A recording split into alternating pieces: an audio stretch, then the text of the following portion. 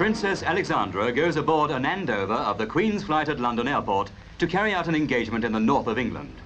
She's flying in one of the most exclusive executive aeroplanes in the world.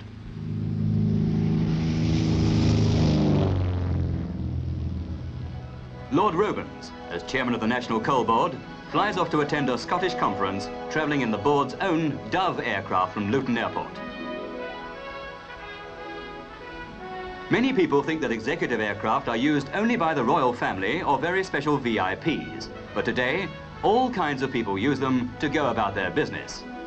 Jockeys, for instance, hire air taxis to fly them to racecourses when time is short. Scobie Breesley and Ron Hutchinson often do so, particularly when they're riding at 2 meetings the same afternoon. Here, they're off to Newmarket.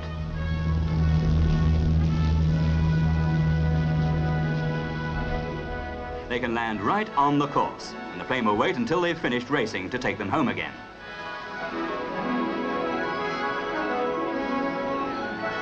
Top executives fly to meetings in various parts of the country and get business done during the flight too.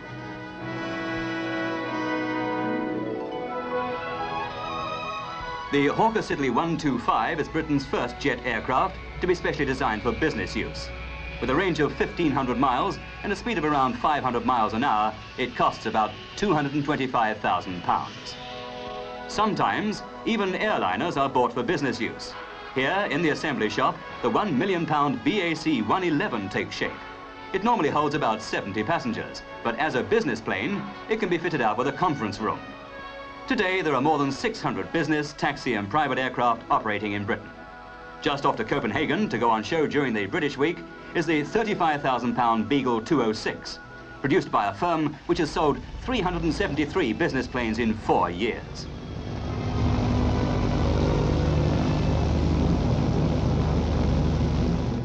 Miss Margot McKellar, who farms in Essex, is one of the people who use private planes for business and pleasure.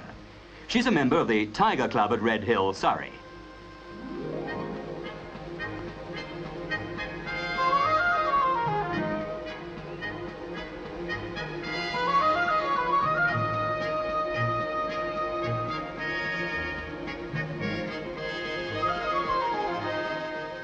She flies a 2-seater aircraft, small enough to take off from a field on her farm.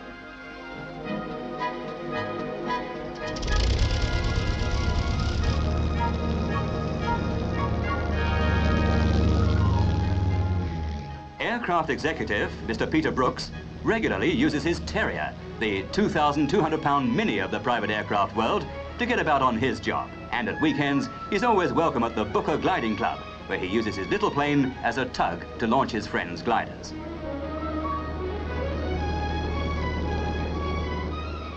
Only in the past 10 years has the business plane become big business. The United States now has 94,000 private and business aircraft. In Britain, about 80 firms own them, mostly conventional planes, but a few have helicopters.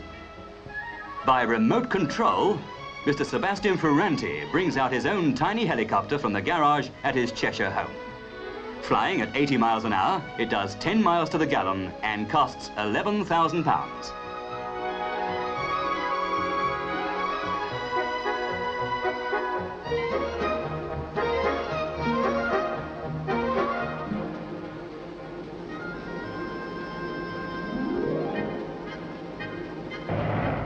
When its owner sets off from his home in Knutsford to fly to his factory at Wythenshawe, 10 miles away, he'll arrive in only a few minutes longer than it takes him to take off and land. And when he presses the buttons again, this is what happens.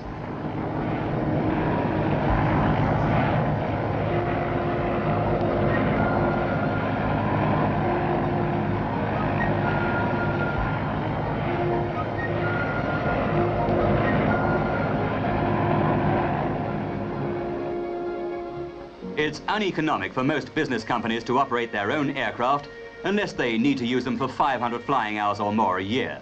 Those who don't often use the taxi services, which are springing up all over the country. If you've a pilot's license, you can even self-drive hire an aircraft. In London, you can arrange for a taxi helicopter to be waiting for you at the Battersea heliport by the River Thames.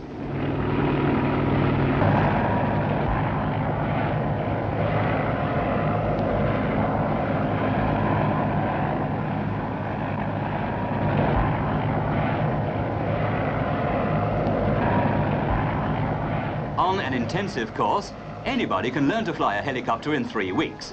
But Canadian model girl Connie Fenton, who works in Paris, flew over to England every other weekend for 5 months to take flying lessons at Oxford Airport.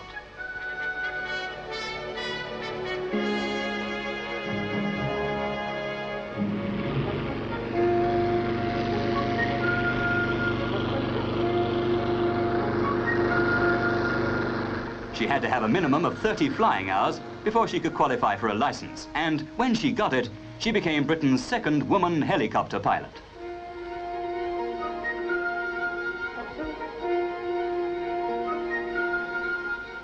Once qualified, she can hire a helicopter to fly herself.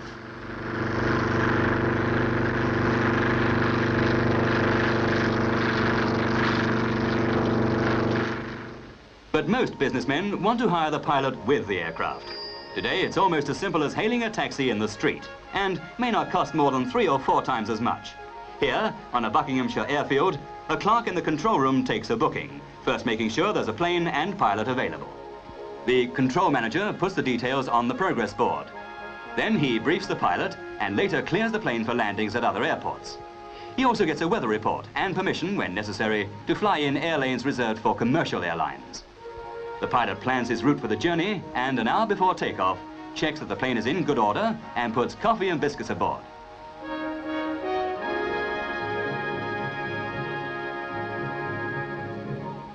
He's there to welcome his passengers when they arrive and to escort them to the aircraft.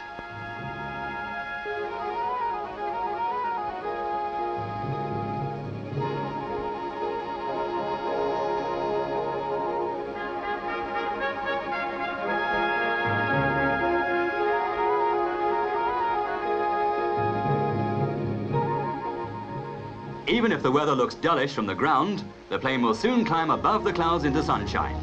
The aircraft, one of a fleet of 6 of varying sizes which this company operates, is soundproofed so that passengers can get on with their work.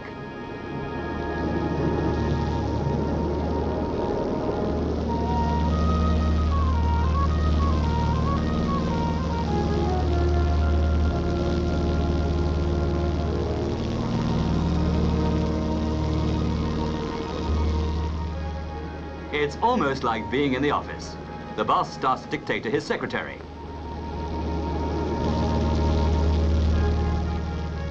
Later on, there's a break for 11s, just like being in the office.